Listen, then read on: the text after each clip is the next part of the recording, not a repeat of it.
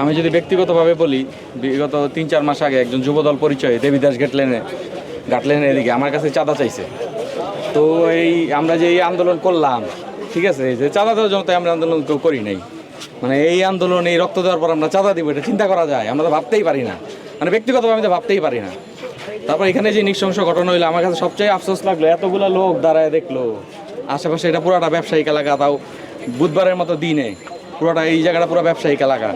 এই জায়গায় প্রকাশ্যে এমনি চাঁদা দাবি করলো, চাঁদা দিল না, তারপর এখানে মারতে মারতে আনে হাসপাতালের ভিতর মারলো, পাথর এইভাবে মাথা থেতলাইলো, শরীর ছাপতাইলো, উলঙ্গ করে, অর্ধ উলঙ্গ করে কেউ তারা বাঁচাইতে আসলো না। মানে আমি বললাম, ওই বিপ্লবী চেতনা ওদের ভিতর কই?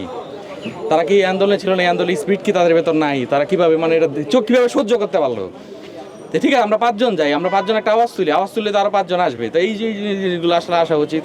আর আমরা আমাদের বিভিন্ন নেতা ইয়াদের, আমরা বিভিন্ন যারা এই বিষয়ে চাঁদাবাজির বিরুদ্ধে যারা, তাদের মুখে আমরা শুনতে পাচ্ছি যে পল্টনের চাঁদা লন্ডনেও ভাগ যায়, ঠিক আছে। তো তার ভাগ না গেলে বিএনপি বহিষ্কার করতেছে, করতেছে, 2-4-5 বহিষ্কার করে তো লাভ হইতেছে না। তার মানে তারা ভাগ যেহেতু যাইতেছে, তার মানে তারা তো হইতেই তো আছে। তো জনগণ এটার বিরুদ্ধে, ব্যক্তিগত আমি বিরুদ্ধে। আমি কাউকে চাঁদা দিব না, আর আমি বাঁচি বা মরি, আই ডোন্ট কেয়ার, কিন্তু আমি কাউকে চাঁদা দিব না, আমি প্রকাশ্যে বলতাম।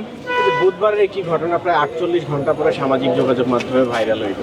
এখানে প্রত্যক্ষদর্শী যারা ছিলেন আসলে তারা সকলেই বলছেন যে তিনি ছিলেন না, তিনি ওই সময় অন্য জায়গায় ছিলেন। এইরকম একটা বিজি জায়গায় 5:30 বাজে, তখন একটা মানুষও দেখেনি। বিষয়টা আসলে কীরকম বলে?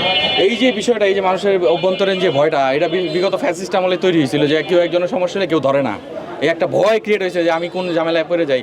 তো এটা আস্তে আস্তে কাটতে সময় লাগবে। তো এখানে মানুষের ধরা উচিত ছিল, আজকে আপনি ধরলেন না, 2 দিন পর আপনারা ধরবে, ঠিক আছে। যে আমরা ব্যবসা আছে, আমি কেন আসছি? কারণ আজকে আমি যেন না আসি, প্রতিবাদে যে আমি সামিল নয়, আমার ভিতরে ওই চেতনা যদি না আসে, 2 দিন পর আমার কাছে অলরেডি চাইছে, 2-4 মাস আগে যুবদল নেতার পরিচয় আমার কাছে চাইছে, ঠিক আছে। তেমন আমার কাছে চাইছে, আপনার কাছে যাবে, 2 দিন পর পাথর দিয়ে মারছে, আমারও মারবে, আপনারও মারবে, ঠিক আছে। এখন যদি আওয়াজ না ওঠান, তাহলে আপনার আওয়াজ ওইখানে এইভাবে পাথর দিয়ে মেরে বন্ধ করে দিবে।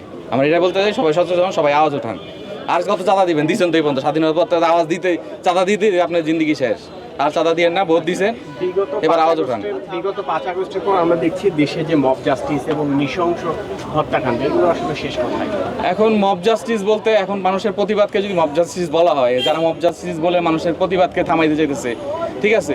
এখন আপনার দেখা যায় যে ওই নির্বাচন কমিশনকে যে জুতা দিয়ে যে জুতা পেটা যে জনতা করলো, আমার ভোট কেন্দ্রে আমি দেখছি যারা ভোট দিতে চাইছে তাদের যে জুতা পেটা করেছে, কেন তোমরা ভোট দিতে চাও? 1টা বাজে এখন লাঞ্চ ব্রেক, যদিও ভোটের টাইমে কোনো লাঞ্চ ব্রেক হয় না, তাদের মানুষ জুতা দিয়ে পিটাইছে, তার প্রতিবাদ মানুষ জুতা দিয়ে পিটাইতেই পারে, এটা গণতান্ত্রিক তাদের অধিকার। এই ধরনের অধিকার মানুষের আসা উচিত, এটাতে মব জাস্টিস বলার কোনো কিছু নাই। এখন আপনি দেখা যায় আজকে ওরা পাথর দিয়ে মারতেছে, জনগণ যদি তাদের প্রতিরোধ করতে যাইতো, ঠিক আছে, ওরা পাথর দিয়ে মারতেছে, আমরা সবাই একটা করে ইট মারবো, ঠিক আছে। তো এটা কি মব জাস্টিস হবে? এরা যেটা করছে, এরা নৃশংস হত্যাকাণ্ড করলো, এখন জনগণ মনে করেন একটা করে ইট উঠে তাদেরকে মারা শুরু করলো, যে ওকে বাঁচাও, এটাও কি তাহলে মব জাস্টিস হবে? মানে এটা আসলে দ্বিচারিতা।